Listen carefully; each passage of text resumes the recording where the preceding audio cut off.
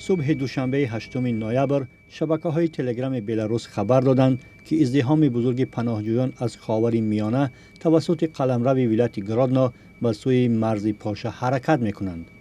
با گفته آنها این تجمع امید دارند توسط پولش به آلمان برسند. ریاست کارهای داخلی ولایت گرادنا خبر داد که پلیس برای تامین حفظ قانون و ترتیبات چاره‌ها می‌اندیشد. کمیته دولتی مرزبانی بلاروس گفت در رابطه با نزدیک شدن پناهجویان مرزبانان بر رجای پرزور خدمت گذاشتند. با نوشته نشریه‌های محلی نظامیان نیروهای داخلی برای تقویت به مرز آمدند. وزارت دفاع کشور نواری را نشر کرد که در آن دیده می شود چگونه پناهجویان سیمخوارهایی را که در مرز کشیده شده اند می برند.